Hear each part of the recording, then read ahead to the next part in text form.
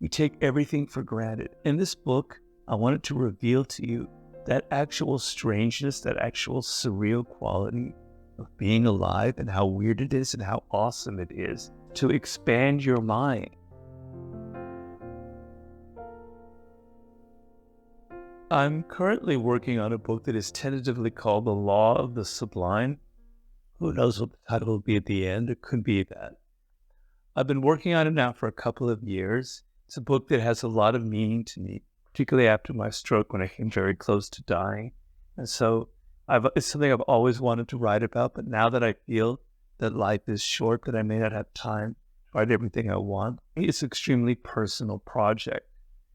And when you're writing about something like the Sublime, the world we live in is so strange and weird and surreal that to actually be alive, to actually have consciousness, to actually think these thoughts, to actually have something like the internet, to be even on YouTube.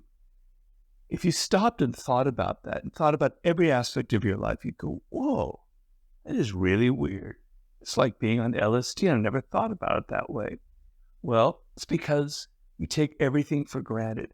And in this book, I wanted to reveal to you that actual strangeness, that actual surreal quality of being alive and how weird it is and how awesome it is to expand your mind. So you get out of your phone and thinking in these small little terms and think about the cosmos, think about evolution, think about the history of humankind, think about all of these things.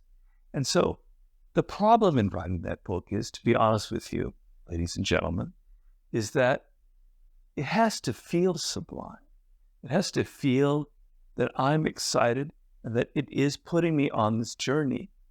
And sometimes it's not easy. Sometimes it takes effort for me to create that effect. But that's the task that I've given myself. Please be patient. It's going to take another couple of years to write, basically because I cannot type. I have a frozen hand here. So I'm having to dictate everything. I'm having to handwrite everything. I can't take walks to clear my mind. So the process is much more arduous for me, but I'm working on it, so please be patient.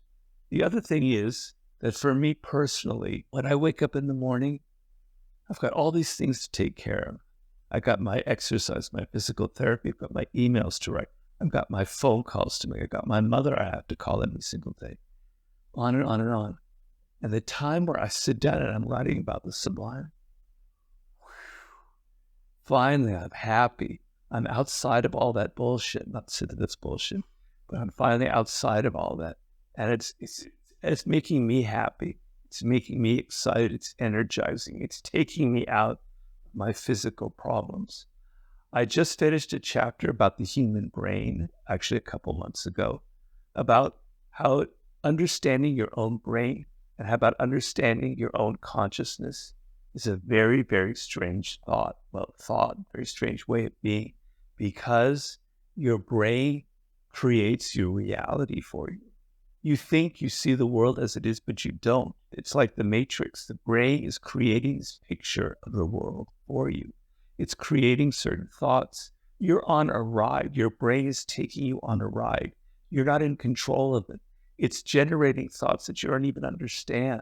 The process of stepping back and looking at your own brain and coming to terms with the fact that this isn't reality, that reality is actually something a little bit different, is extremely interesting journey to take. And it's what I'm trying to give you in that chapter. The chapter I'm working around right now that I'm loving it, but it's so difficult. It's about animals. And it's because it's called the interspecies sublime. It's about the relationship between us and animals, and how entering an animal's consciousness is one of the weirdest journeys you can ever take. To think how an octopus thinks. Well, we're getting there. We're understanding to see what the world of a bat is like. We're getting there. Is one of the most surreal, sublime journeys you can take. The problem with me is I have way too much research, and I'm too much in love with the chapter that I have to cut things down. I have to cut things out. But there's such a deep history of our connection to animals and the journeys they've taken us on, and how our relationship with them changes our lives. It's perhaps the most personal chapter for me because I am an animal lover to the extreme. Since I was a child, my love of dogs, of horses, of cats, of anything. I wouldn't say a cockroach or a mosquito, but almost anything is deeply a part of my nature. So it's a very personal chapter. That's what I'm writing about now.